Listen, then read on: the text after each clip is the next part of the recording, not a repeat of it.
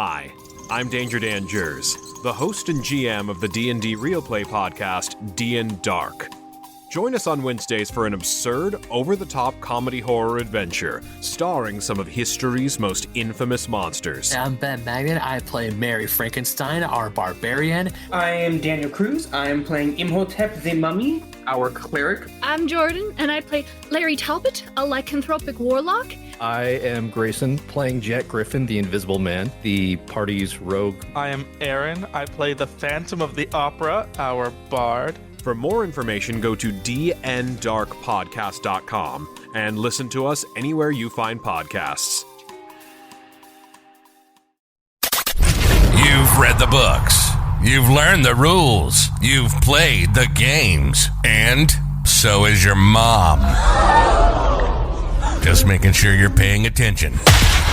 Now, it's time for something completely off base. From the same guys who haven't done anything exciting yet are the Paladins of Podcast, Rob and Potato. Listen in as they talk about all things related to pen and paper games, challenge rules, and go off script. This is the high fantasy commentary you didn't ask for, but your mom did. This is the Epic Table Audio Show. What's up, everybody, to another installment of the Epic Table Games audio show, starring the Paladins of Podcast, Rob and Potato. What is up, Potato? Not much, man. Just I got into Fallout recently again. Started modding it. Having a lot of fun playing that again. Nice. Now, what? Which one? Fallout? Ooh, Fallout 4, actually. Really? Oh yeah. On the console, because I play Xbox predominantly. There's a lot of really good mods out there now, and I changed it completely. It's so entertaining now. I love it to bits. Now, I'm not familiar with a lot of console game modding. Does that mean that you're just downloading saved files, essentially, or what's the process there? The process is they have a community site embedded in the console itself. So you go on to like Bethesda.net and they have a whole repertoire of various mods, changing from how your players look to adding new content, new missions, and it's just a load order. So when you load up the game, it'll load up all your files, the master files of the game, and then it'll load the mods from top to bottom. Okay. And it just changes the code. It replaces this. It adds that. It's, in my mind, safer than modding on PC because you got tamper with files. You got to zip, unzip, and blah, blah, blah. It's just more safe. But yet again, you can't get more extravagant mods on a console because of the engine requirements. Yeah, that makes sense. But we're not a console modding podcast. Not yet. We're a tabletop gaming podcast. So that's right. I know there were a few things that we tried to cram in last episode, but we didn't get to them. So we saved them for this episode, and one of them I'm intrigued by. I think it's coming up. But you had a few things you wanted to talk about. Yes, that's right. I stumbled on a pretty fun story. Basically, it's one of those, holy crap, how did I get away with it kind of story. Sure. I got a neat idea on how you can develop a random encounter table, which is a bit more random, which is supposed to be, and it's a good way to enforce a narrative plot with it still, so it doesn't feel like a random encounter. To really trick the players to think that, this was meant to be all along. This is great, sort of deal. No, that's good, because, most random table, I've got a gripe with a lot of them. I'll tell you about it when we get to that. Right. I also got another, this is the third Monster Spotlight, and then next week I'll bring in my mock build, which I have to hurry up and make. Yeah, buddy. Was there anything that you left out from last episode? I honestly cannot remember. Oh, no, I didn't edit last episode. I left it all in, Potato. Left it all in? Everything. Even the bad parts. Yep. Like the car. Yeah. That's an inside joke. That's for next time. All right, so let's hear the story. You said that you found it off of YouTube. Yeah, if I remember correctly, the YouTube channel is called Mr. Ripper, and he kind of has his own community group. I do so believe. I'm not really positive. I recently stumbled into this guy, but it was this one story where he asked his community a question of your top holy crap moments, sort of deal. And this story right here really, really tickled me. So I had to share it with you. Yeah, absolutely. My party and I were sent to fight a cult in the sewers. One of my party members suggested sending in their water elemental to destroy the bridge and kind of cut off their connection to their headquarters. Mm-hmm. But we had to make sure that there weren't any other ways to escape. They chose me, a fighter who has a -1 to charisma and disadvantage to stealth. So this is D&D 5e. To wear the uniform of a cultist we took out before because I was the only member of the party that the mask would fit on. All right, so we got the semi uncharismatic guy who is going to try to disguise himself. Yeah, the uncharismatic, unstealthy fighter to go in and do some espionage work a little bit, do some covert ops. There are going to be some hijinks, aren't there? Just a little bit. Scooby-Doo episode. Oh, dude, I'd love to do that. To be honest, it'd be so good. I go in with the party being loosely bound with rope as prisoners. We ran into a cultist right off the bat. I fail a deception check, and our druid decides to turn into a giant badger and attacks the cultist, killing him. The commotion draws out the second in command, and he sees me and one of his henchmen getting mauled. He asks me what's going on. I tell him my new pet I brought back from the recon broke free. I somehow passed this deception check, thank goodness, then grappled the druid to sell the bit. But then he transforms into a small lizard, climbs on the walls, and escapes, leaving the party and I behind. The second command then asks, "What's going on?" And I say, "No question about the badger." Yeah, and I say, "I never said he was my pet badger.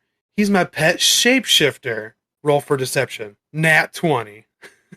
The guy completely believes me. I like how they're using what sounds like Nat 20 as successful skill checks, and that's normally not the case. Yeah, you still gotta roll against it, who knows, sort of thing.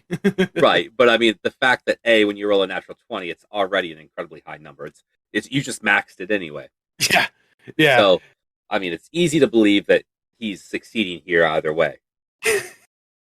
Well, you gotta think, what's it? It's a nat 20, -1 charisma, so debatably that's at least a 19, depending on whether modifiers he has. Right. The guy completely believes me, and everyone at the table was in shock. There was just one problem with my deceptions being as good as they were. I actually convinced them that I was one of them, to the point where when I tried to run away to get back to the party, the second command thought I was leading a charge and commanded all 60 cult members to follow me. The town above was destroyed, and I was made a dark general of the enemy for 2 more sessions. Luckily, no players were killed. That is funny. That is funny.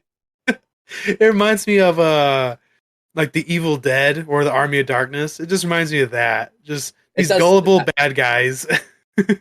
Kind of has that feel to it. Yeah. It's one of the kind of things I like to see in like a Saturday morning cartoon. Oh, definitely. So, yeah, that's good. I like it. That's funny. No, it was a very, very good story, and I almost wanted to see what more hijinks that this group in particular would come into, because the druid is a jerk. Okay. The druid really started off. He's like, "Oh, you know what? Skip this. I'm going to turn into a badger and kill the guy." Okay, well, Let me sell this Hilarious. bit here. No, skip that. I'm gonna turn into a lizard and escape. Right, and that's hilarious. Like he's like, oh, I'll hit up a badger real quick, so we'll be good. And then the fact is like, oh, this is my pet badger. Yeah, that's what we're gonna go with. It just sells it. That's great. Oh, it's so funny. I would. I think it'd be fun to kind of see what else kind of happens here because it reminds me of some of our games that we've had. A lot of hijinks, a lot of weird, oh shit, funny moments. Yeah, and it's not a horrible story. It's not one of those. This was bad and depressing. So I dig it. Right, right. And that's the thing. A lot of the stories we've talked about in our other episodes were like horror stories. Oh This my god. this is just a good fun story. So a really, really good palate cleanser if you've been binge watching our eps. Yes. In fact, I want to know if anybody has been binge watching our episodes. I have. I don't. I'm like an actor. I don't watch most of the stuff I star in. Well, brutally honest, it helps when I'm driving to work because otherwise I'm at headphones at work. It's just too quiet for me. So I had to blare it in the car. So it helps keep me awake, I guess. The sound of your own voice. No, the sound of yours. Your sound of your voice puts me to sleep. Oh, my voice puts you to sleep? Oh, how dare Yeah. you, sir? How It's dare perfect. you? It's perfectly soothing. Oh, good way to spin it. Roll deception. Yeah, I'm not proficient. Can I have advantage anyway? You know what? Sure. Inspiration. I am inspired. I am inspired. Cool. So, yeah, that's the kind of thing I like to see. I like to hear because when we look at this story, kind of a quick, easy, surface level dissection here is the dungeon master handled it well. It was funny. It was fun all the way around. Everybody had a good time. There wasn't a lot of no's going on, and I like that. Right. That's one of those really important things to me is that characters can really have free form in the world that they're playing in, and so Exactly. that's exciting.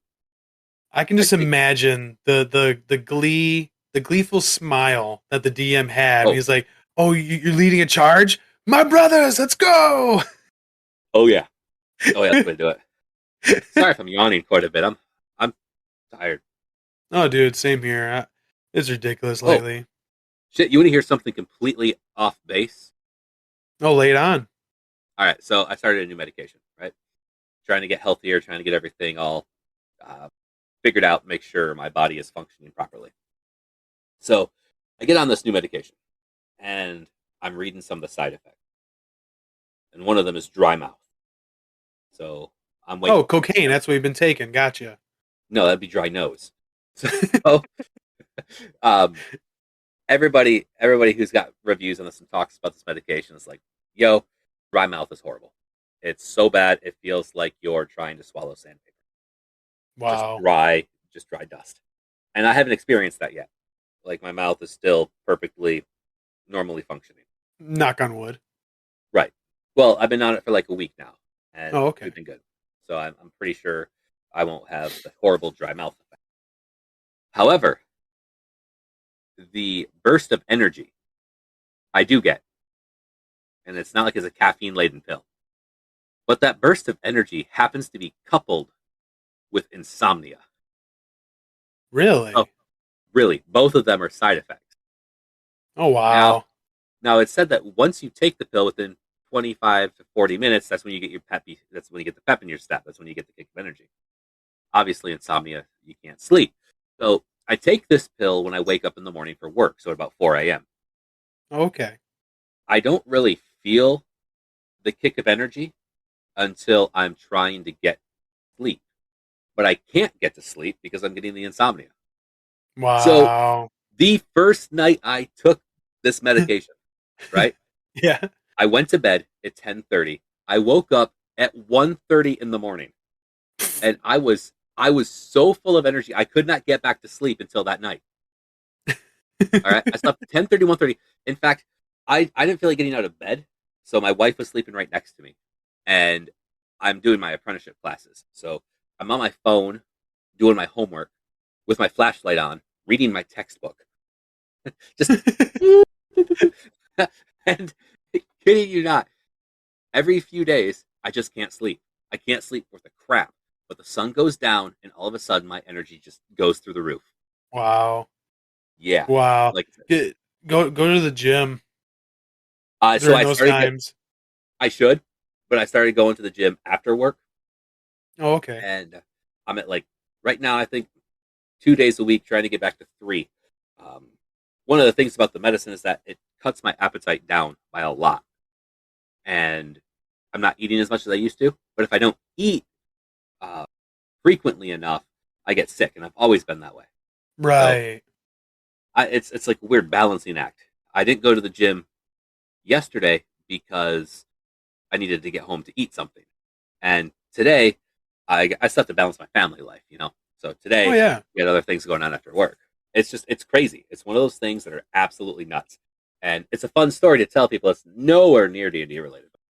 It's just off. Right. That's the interesting thing because not everybody goes through that, and that sounds bizarre. Right. And I wish you the best to figure that out. You got the eating issue, you got the insomnia issue, you got the potential dry mouth. Yeah, that's crazy. Hopefully that doesn't happen because I feel that'll be the tip of the iceberg. Like, you know what? Skip it. I'm done with it. What would be absolutely funny is when the dry mouth hits us in the middle of an episode. And I'm like, so potato. Yeah. And I just nothing. Your lips curl up like me, myself, and Irene. Like, oh, it's so dry. Right. Oh, man. Let's get into that next topic you wanted to talk about. Oh, that's right. We are doing our random encounter table. Right. And now I mentioned a little bit about there's a lot of things about random encounter tables. In fact, random tables in general I don't like. Yeah, you know what? Explain a little bit to me on that before I start gushing about this. Okay. So before I get to the random encounter tables, I want to start with the generalized random tables. And I was looking through one of the 5th edition random table books by some third-party publisher, whatever. And it was just, I know the cost of the book is like between $10 to $16, maybe up to $20, depending on who's doing it. Right. And they got random tables for everything. City names, NPC jobs, attitudes, etc. You just flip to a page and roll a d20, and boom, you have your answer. But the problem is not only is it incredibly basic, but you have to take time away to roll on this table real quick. You could always roll beforehand, too. You could have a free list. But then at the same rate, you could also just think of shit. Right. And I'm like, just think of it. That's my biggest caveat to the random tables. Like, why can't I just think of something top of my head? You know? Right. And I can see some DMs having that issue. They can get, what's it called? Like writer's block, essentially. Right. But when you have 20 options presented in front of you, you get like option paralysis. You have to use the die, but you're like, no, I don't like option number 17 that I just rolled. I'm going to try option number 4. Right. Roll again. Right. Just pick a name at that point. Yeah. And then kind of narrowing that down into the same kind of random encounters is you have like random dungeon where you can do the same thing. You can roll a d20, it tells you what direction, and you map out your dungeon as you're making random rolls. Oh yeah, I've seen that, a dungeon generator.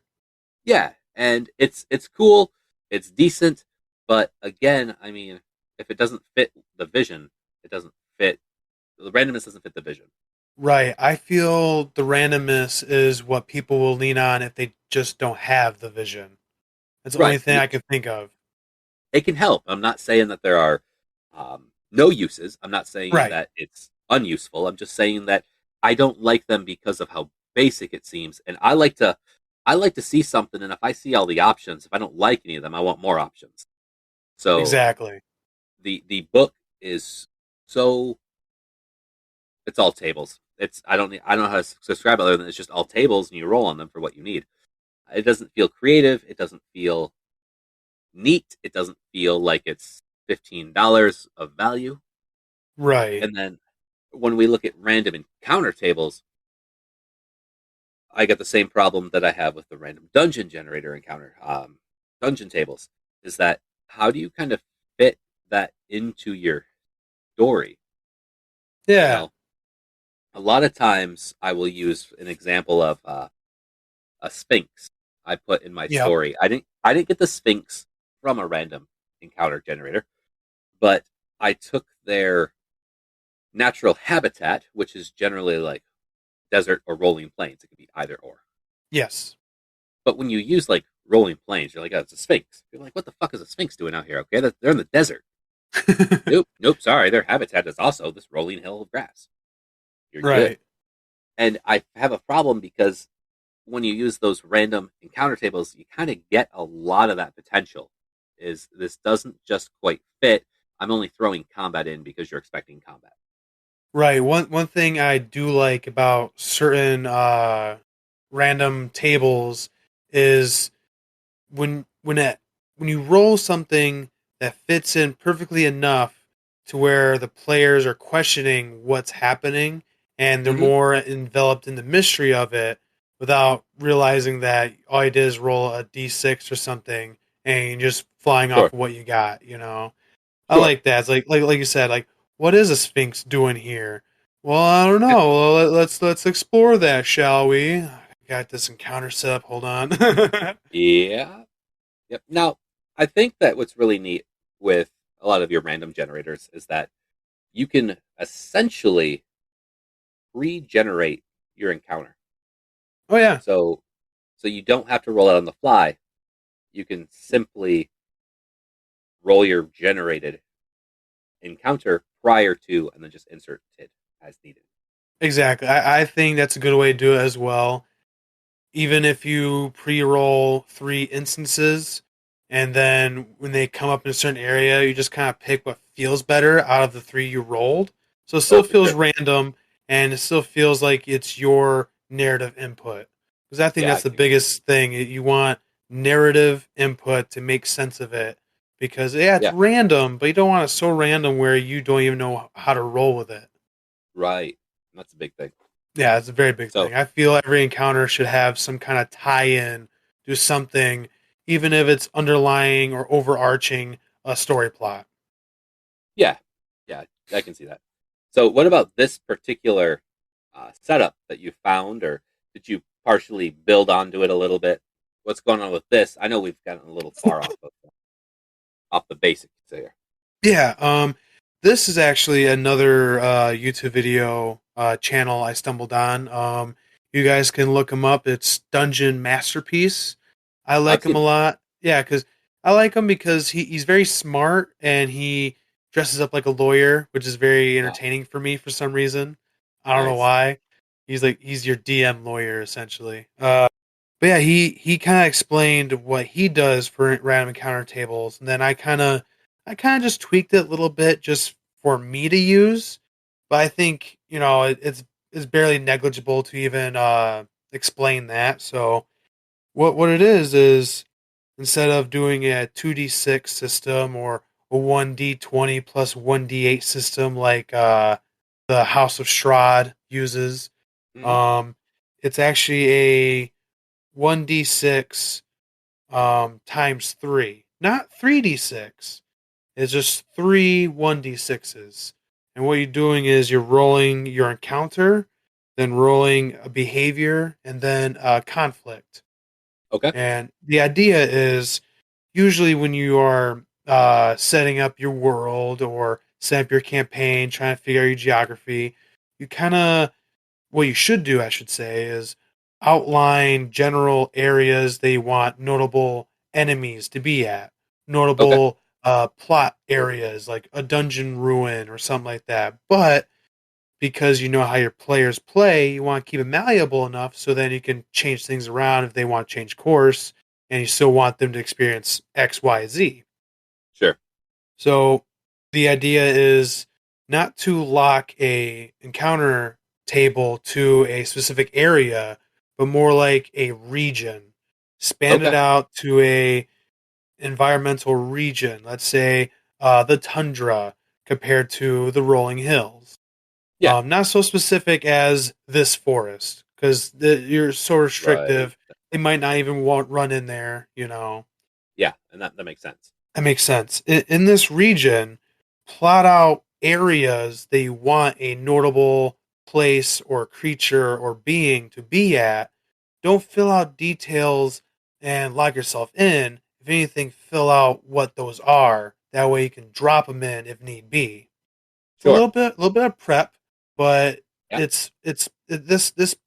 this preparation really help you be somewhat lazy and smart, and the players won't even notice it. Yeah. So, like, let me give you an example. You have a D6 setup, so you got 6 creatures you can put in. It could be wolves, bandits, hunters, patrol of guards, goblins, and let's say a fire-breathing boar. Taken right from the video because I really like the idea. And instead of doing a 2d6, because what that really happens is makes 7, 8, and 9 super easy to roll, very common to roll because the whole bell curve. Having it 1d6 mathematically makes them all the same, instance of randomness. What you should do as well is do 6 more encounters. That's like a scalable reservoir. So if they're level 1 to 5, you start off with the first 6. And as they level up to level 10, if they're still in the area for your random table, what you got to do is add 1, 2, 3 on top of your 1d6 roll. And what happens is whatever on top of the list gets dropped off. So if wolves is number 1 and you get a d6 plus 1 roll and you roll like a 4, well, that's plus 5. No harm, no foul. But if it's a 6, it goes into a 7, dips into that reservoir encounter. The players aren't going to notice, for 1. And 2, what you could also do as well is tack on your dropped off encounter to add with this encounter if you really wanted to. So let's say the goblins. Goblins, let's say it's 5. You roll 5 and say, oh, it's just some nose picking goblins, not a big deal. Later down your campaign, you guys are back in this area. You stumble upon a goblin platoon who are riding wolves. That's you taking that dropped off encounter, adding it in this, making it scalable in that regard. Right. Or and it'd be really fun, very interesting. And then let's say you roll a 6, but you're high enough level, you add 2. Now it's an 8. Well, your 8th slot is a wyvern. Now that really scales up the encounter a little bit compared to everything else that's in the list. And for your area, if you can make it fit, it all works out plain and good. So what then we have to figure out, this is another, like the first part here was very simple. You can easily do that, be very lazy with it if you want to, it sounds like skip, bop, and boop as you go if you really wanted to. Yeah, it sounds like right now all we're really doing is procuring the protagonist. Yes. I'm sorry, the antagonist. Antagonist, yep. So we're procuring the antagonists. Now this here, these other 2 like essential tables, this is more broad. You can make it specific if you wanted to, but I feel it's better to make it more broad in the sense that you can kind of pick this up and take it to another region. Don't have to make 9 tables everywhere you go. Try and make it be easier on yourself. But what you're doing here, this is a way to imply narrative to your random encounter to make it a bit more dynamic. So essentially, we're talking about the hook, right? Yes, this is basically like the hook. This is something to make it more like, oh, instead of a wyvern dropping down on you, you stumble onto a wyvern in this predicament, and that could be anywhere. It could be he's actually a good wyvern, he's in trouble, all the way to he's a very bad wyvern who got mind controlled. Anything around those regards. So you roll a behavior and a complication. It's a good idea to do a behavior first because that'll help you dictate how this encounter is going to role play with, essentially. Okay. And then you roll the complication to help give you that direction that you need to really take the encounter where it needs to go. Okay.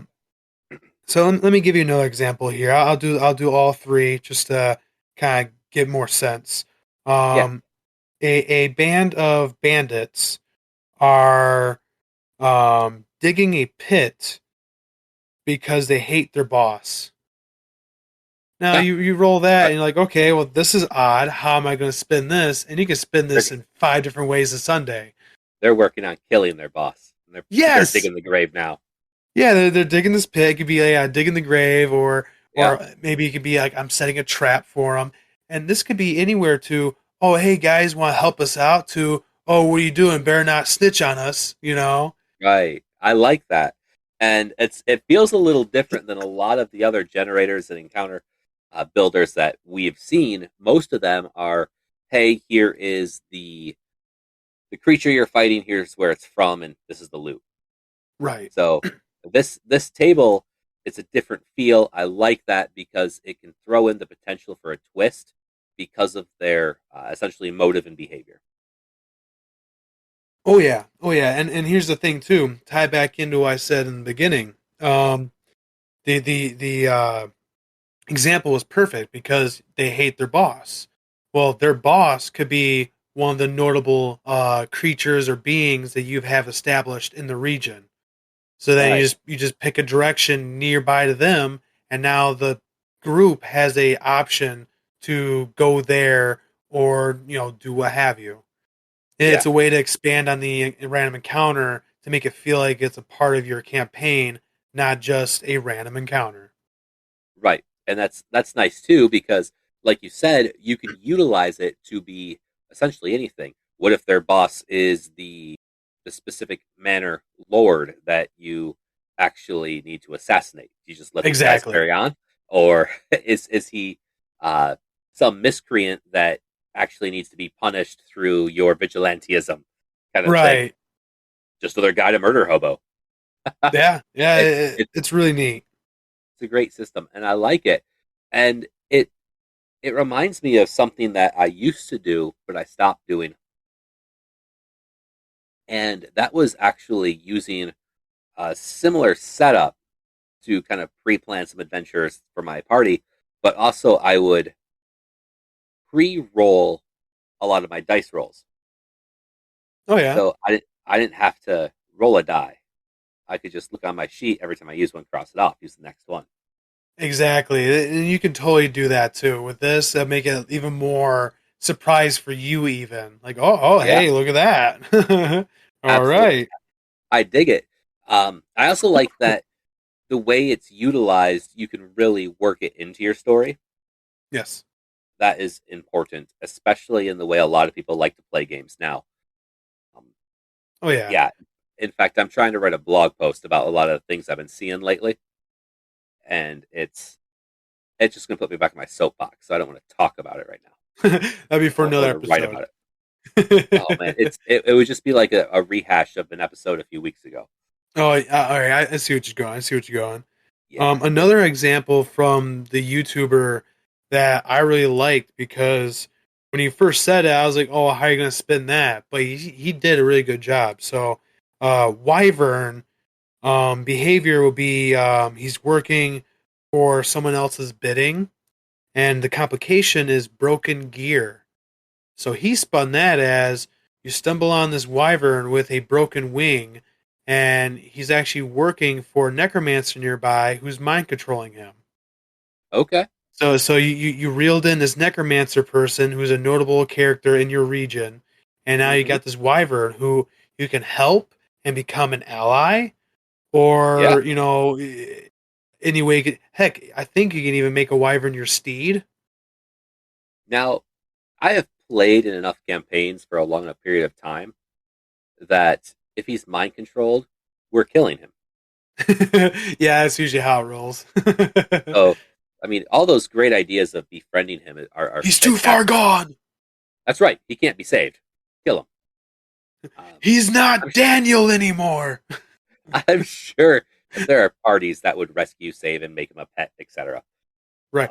I feel that notion would have to be incentivized by the DM. Like, you could do this, otherwise they won't think of it. Well, here we go, putting Rob in a small soapbox.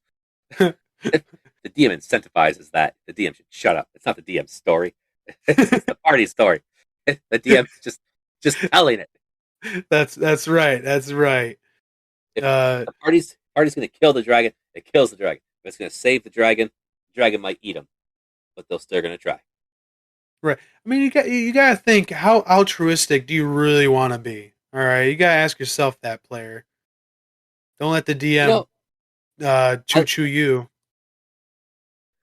I like to play a game where, not necessarily I'm in control of the game, but I'm just kind of in control of what I do. And I hate the idea of hiding behind well, it's what my character would do.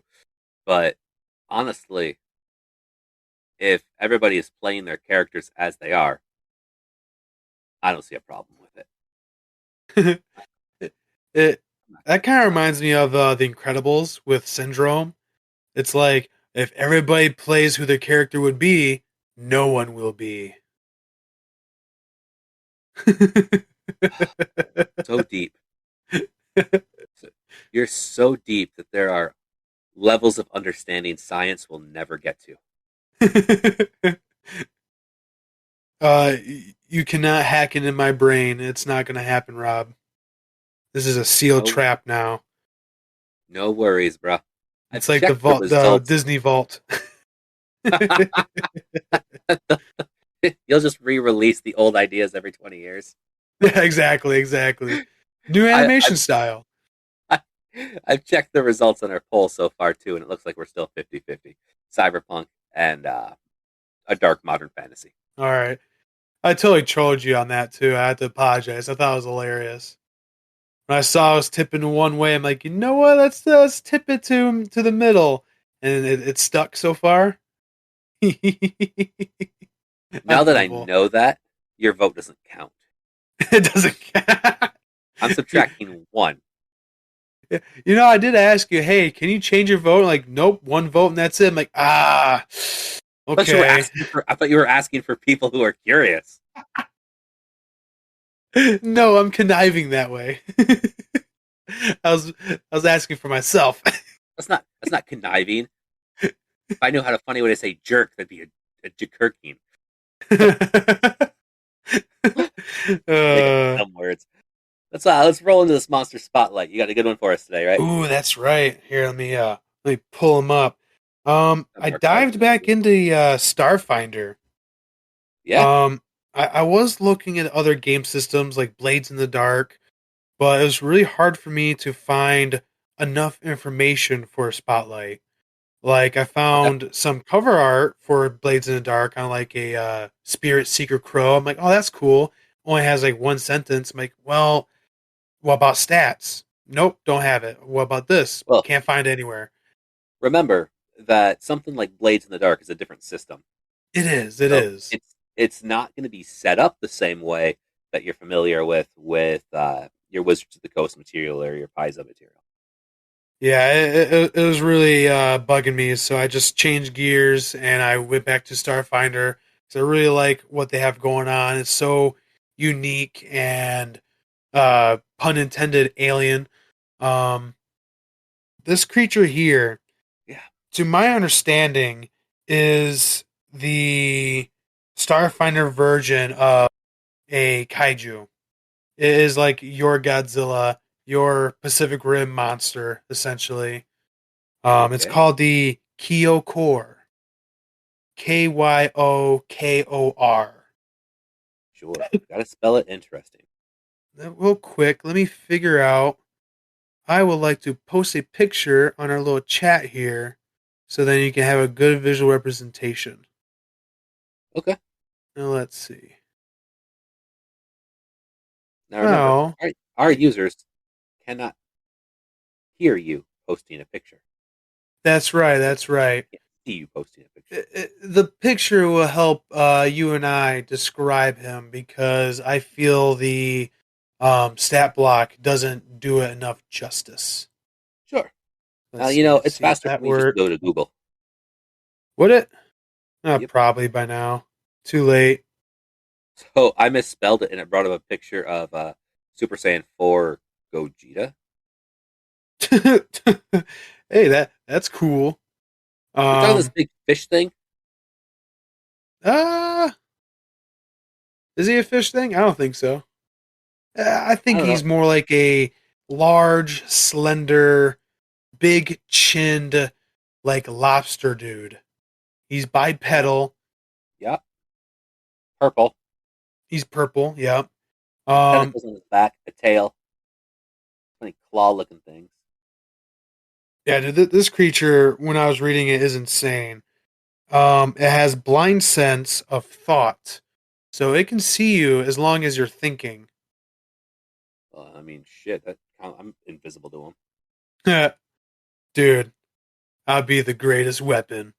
Um, it has an ability called Sense the Masses, and what that is, it senses intelligent life forms. So in a city where you have all these people clumped together, it basically shows in his perception like a beacon of light that just calls to him. So the idea is he will just travel to the most populated, intelligent areas and just wreak havoc. As He is aliens do. he is a walking apocalypse, essentially. Um,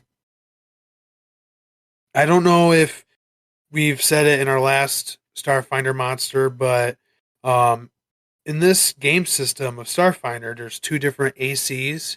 You got Yeah, energy AC and kinetic AC.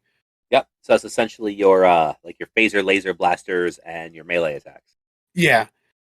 His is 35 and 37 respectively. So Hard he's to pretty hit. tough. Very hard to hit. A lot of HP too, so he's one of those guys. He has a movement speed and a swim speed of 100 feet. He takes up a 60-foot square, and he has a reach of 60 feet. He is colossal. Let's see. To be exact, he is 150 feet tall and weighs more than 20,000 tons. He's a big So dude. yeah, and Starfinder uses the same challenge rating style system that Dungeons and Dragons does, as well as Pathfinder, and he's a CR 20. Oh yeah, yeah. So CR 20. I think I'm not positive. Don't take this to the bank, but I think he is the highest CR creature of the Starfinder game. that's interesting because as I'm reading this paragraph that talks about the description here, it says that Kyokors are one of the most common types of colossi that rampage like a living apocalypse across the ruined planet, Dimalco. These mammoth bipedal alien horrors are large enough to take out an entire city block with a few sweeps of their hulking claws, and in fact, this seems to be exactly what they evolved or were designed to do. And it strikes me weird that there's just so goddamn many of them. Yeah, that's the And thing too. When they say most common, I feel it could be misleading as well. It could right, be most common as in there's no other creatures big enough. I don't right. know. But in general, you would think that when it's the most common, they're the ones you're going to find more often than not. And you already don't want to mess with these guys. Right. You know what? I can kind of see it as well flipping back around that's most common because they seek out intelligent populated areas. So it makes sense that you just run upon them a lot. That makes sense. I feel you would have to put up some defense measures and just keep them posted, you know? Yeah. Now, I'm reading some of its special abilities here, and I mean, Jesus, the enthralled victim is overpowered as hell. Yes, the enthralled victim is amazing. Amazing for who? DM? For the whole party, man. So, because again, I mean, I'm sure our audience isn't following along in the book. Enthralled victim says the force with which a Kyokor destroys structures is laced with strange, ancient psychic energy. When a Kyokor attacks a structure, all creatures within 100 feet with an intelligence modifier of -3 or higher. Which is like So, everybody. yeah, must succeed at a DC 25 will saving throw, or be stunned for as long as the Kyokor is attacking a structure or any other creature within 100 feet. Now here's the kicker. In Starfinder, will saves are severely stunted. You can be like a level 12 soldier and have a crappy save still, because that's the way their mechanic is. So Right. DC 25 will save, I think, is very high in their system. Absolutely. It's like you said, it's stunted.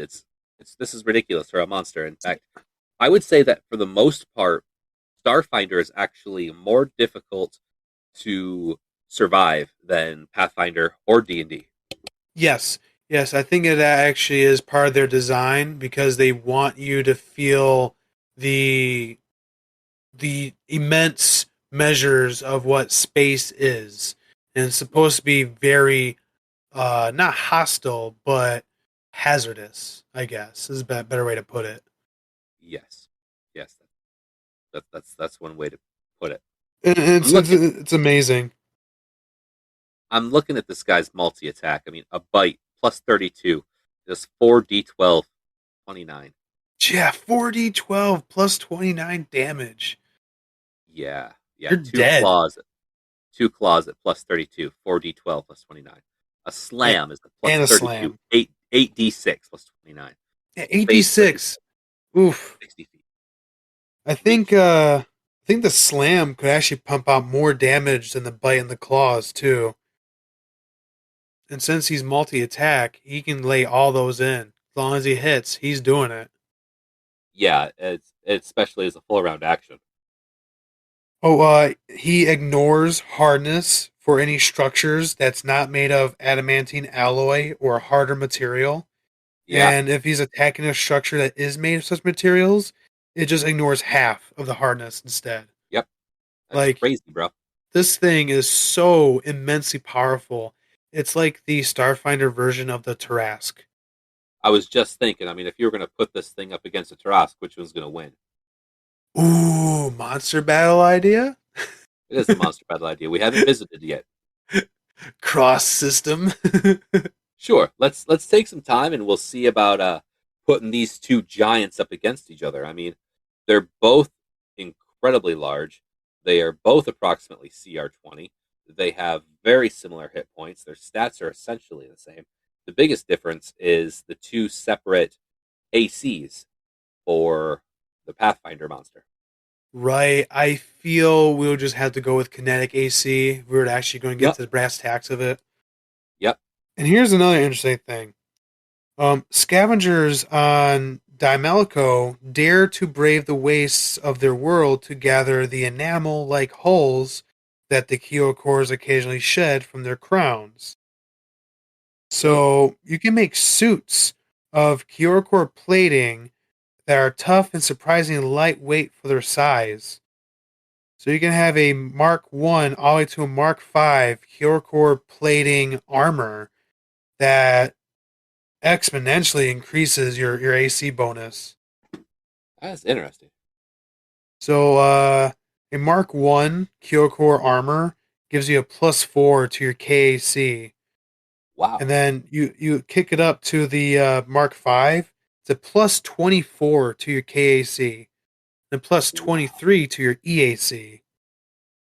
That is nuts. And a plus 5 max dex bonus? Oh my goodness. That's crazy, man. This is a mechanic that I don't think you guys know, but there's a mechanic of bulk, essentially like your weight capacity, how much you can carry. The armor is only one bulk, which is actually pretty lightweight. That's impressive. So once his hull is turned into armor, it's considered one bulk. Yes, it's one bulk. Yeah, that's different. I mean, I guess like you said, it'd be kind of close to weight carried and encumbrances. Yeah, I think.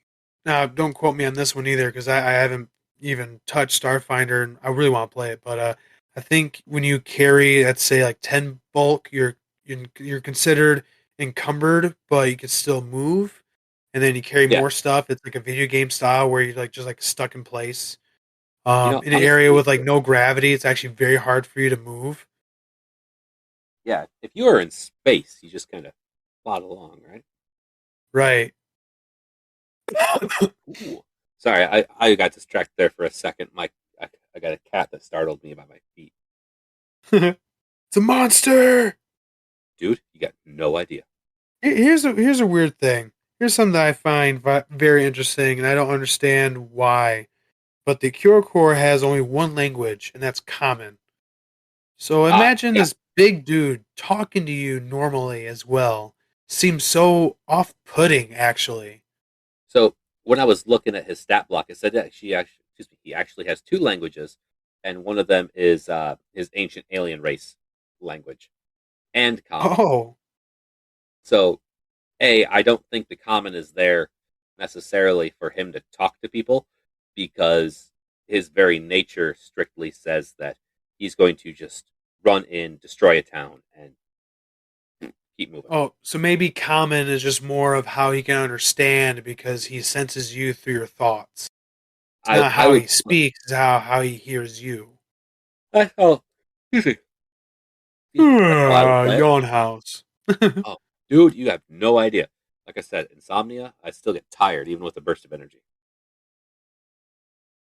Yeah, I think this is a very interesting monster. I love the thought blind sense aspect. I love the sense the masses aspect, the enthrall victims. It's so unbelievably powerful. I want a smaller version of this. That way it'd be a bit more easier to run. Scale it all down. Just scale it all down, run with it. Yeah. Starjammer. We're talking about Starfinder. Starjammer is the PSFRD version of Starfinder. I do so believe. Yeah. That's what I'm on, at least. I mean, it says that it's 100%. Starjammer said to be 100% compatible. It's like Starjammer actually came out first. And it's D20 PSRD, Pathfinder in space. Anyhow, that's probably the biggest difference. Yeah, what's up?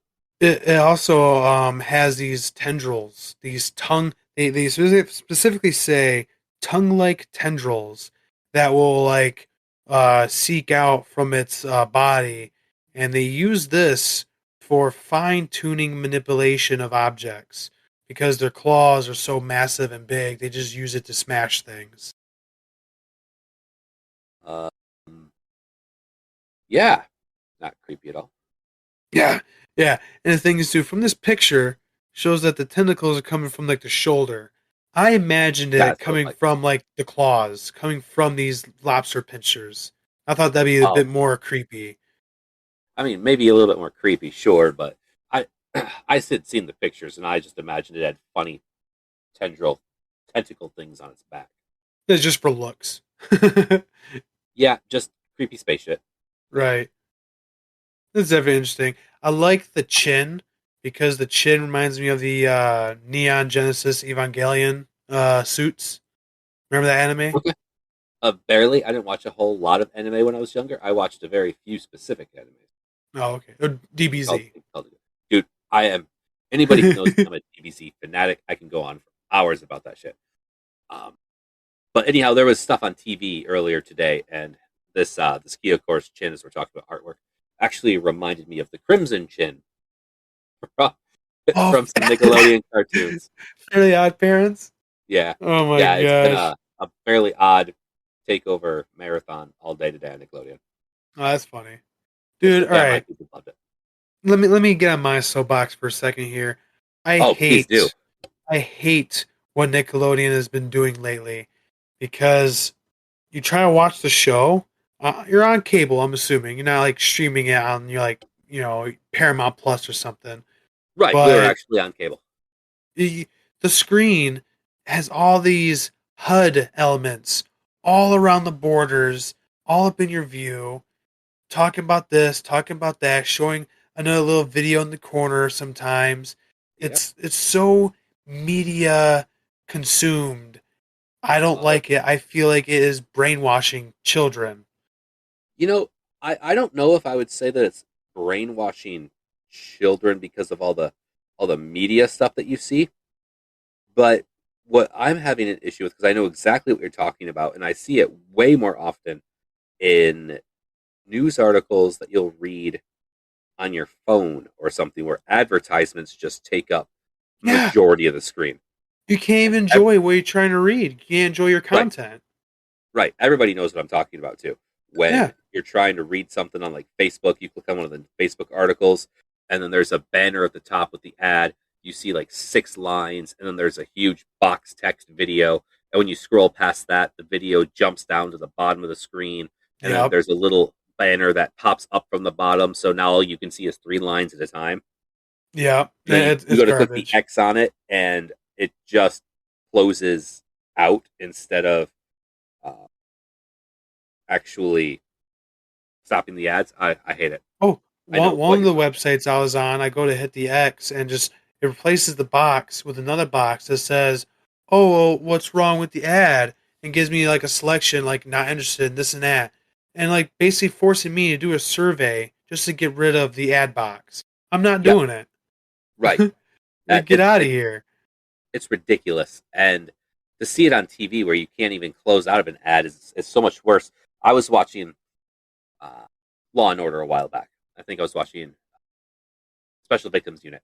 Bong, And bong. they were advertising their primary Law and Order show on Special Victims by a banner. And the banner was maybe, I don't know, took up maybe a 16th of the entire episode.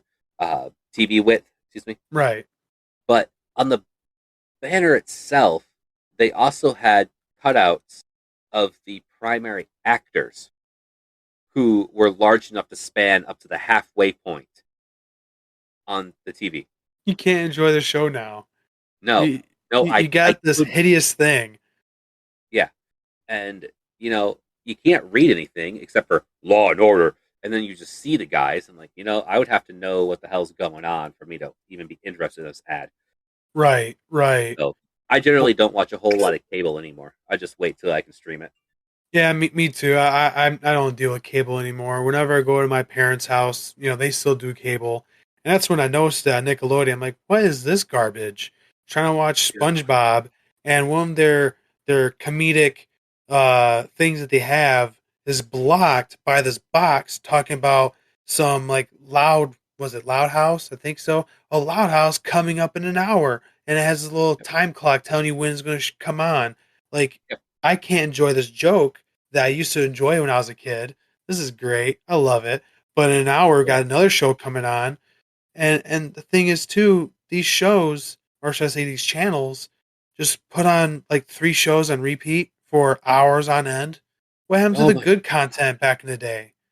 It's just what? SpongeBob, then Loud House, and then the other version of Loud House, then SpongeBob again. Yeah. Then Nickelodeon, you got... I don't even know what you got on Nickelodeon, or not Cartoon Network. Sorry, I don't even know what you got on Cartoon Network anymore. I don't get on there anymore. I don't even know if Adult Swim is still a thing. I think so. Oh, I hope so. I hope that's where the actual good content is. Because I remember back in the day waiting for Adult Swim. Back when it was Dragon Ball Z and Yu Yu Hakusho and all these other good animes. Robot Chicken was actually enjoyable back then. I remember Robot Chicken, Aqua Teen, Hunger Force, Yes, Adventure Bros. For a while, Samurai Jack was actually on Adult Swim. Oh, it was. I remember that was on the mornings, and then they switched out to be at night after the show was already done. Right. You see, when I grew up, I know we're talking about so many different things this episode that aren't even related, but when I grew up with Cartoon Network, they released Toonami, and I remember the first Toonami block. Yeah. I remember when they finally added things like Dragon Ball Z, and that's when I fell in love with it. Tom 2.0 was their spokesperson. It was phenomenal. In fact, I actually just read a news article recently about how Toonami just is turning 20 years old, I think it is. Wow. Or 25. Oh, maybe almost, it's not 30, but maybe like 20, 25 years old. And how Toonami itself did to anime what no other media could do it. And it brought it to the mainstream masses in a way that was cool without seemingly nerdy, and they understood their audience. Exactly. So. I feel that was definitely their highest points and biggest golden nuggets, essentially. Probably. probably. It's sad that it's before- all different now. Yeah. But before we go on too much different stuff, we should probably call it here for our listeners. They don't care as much as we do about nostalgia. It's That's our right. history, not theirs. So It's going to happen time and time again. We get rambling. I mean, we're passionate. We are very passionate. But check us out on Facebook.com/Epic Table Games, or you can always find us online at EpicTableGames.com. We look forward to talking to you later.